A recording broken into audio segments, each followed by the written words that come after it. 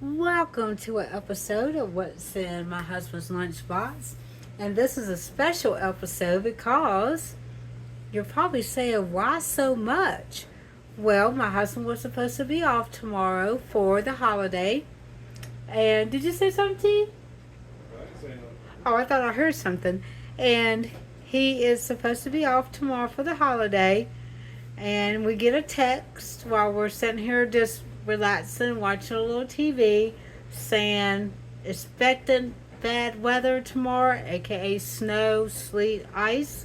We need you guys to come in. My husband plows snow for our municipal, and so we had to throw together a lunch. And when he does work, when it's supposed to have increment weather, he works up to a 12-hour shift. Now, when I say up to, if it doesn't and they decide to let them come home early, great. But if not, my husband's there for 12 hours. So it'll be me and my son here tomorrow. So I'm glad my son's off. And but I want to make sure that my husband has enough food. So if he is there for 12 hours, he'll have enough for breakfast, lunch, and dinner and snacks.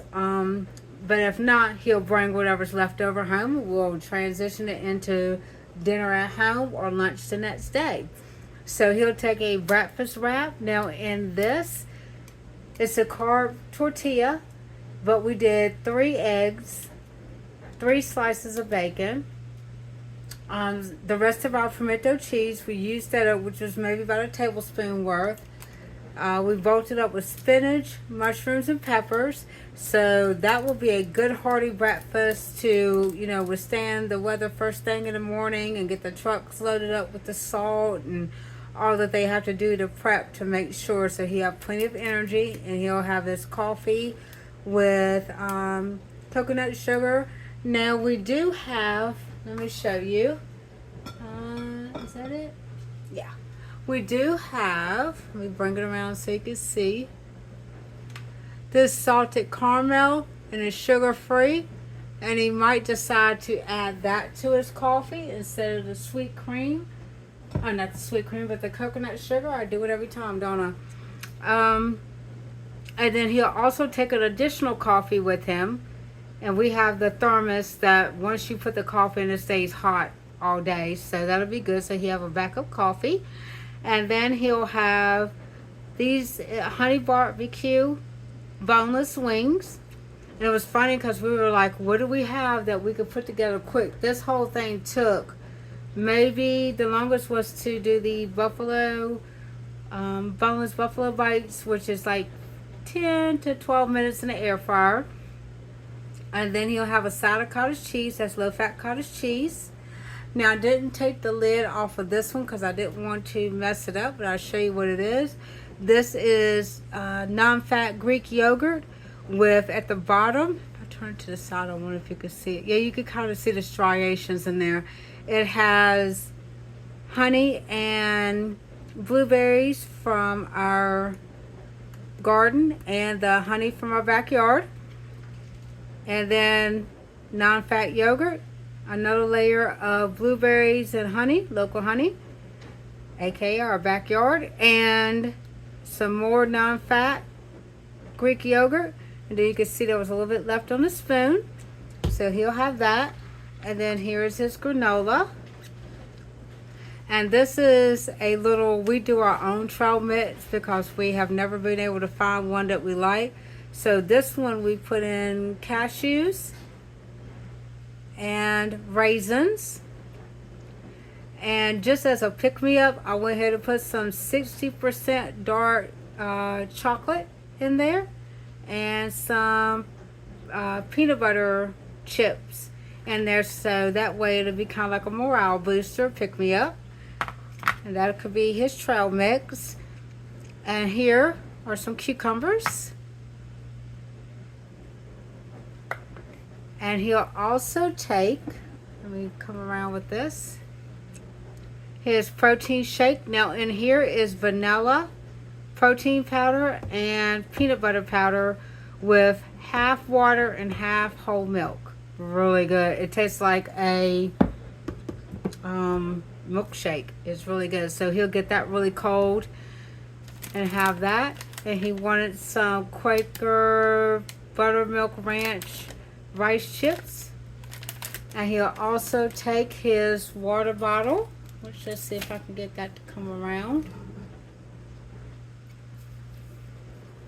And here is his water bottle that he'll take, and that has his sugar-free drink in there.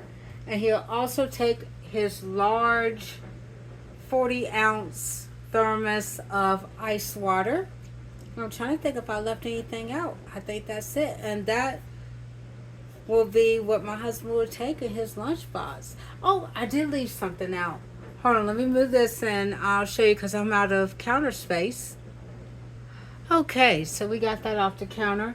One quick tip I was going to show you: if you get your containers and the lids, see how that just likes to try to pop up?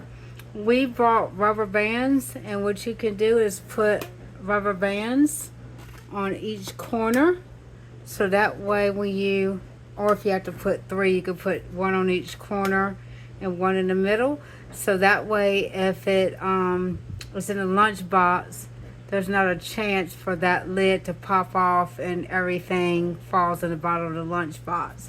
So that's that. And then also, another thing my husband will take will be, now we have these bunch of bananas. It was a big old bunch. We're going to keep it together as a bunch because once you separate it, in our case, we notice that they start to ripen even quicker. So the reason why I didn't have it in a shot already pulled apart, we would do that last thing or first thing in the morning. So that way he'll take the one that's least ripe, which looks like it might be probably this one. And then between me and my son tomorrow, we'll have a banana, so we'll eat those up. Now, if we did not, or wasn't planning to eat those, I should say, we would go ahead and peel them and put them in the freezer and use them for like banana bread or banana muffins. We don't do smoothies, and I'll tell you why. Weight loss, when I was at my heaviest, I would drink, fruit smoothies and all that. Well, then I realized you consume twice, if not 3 times, the amount of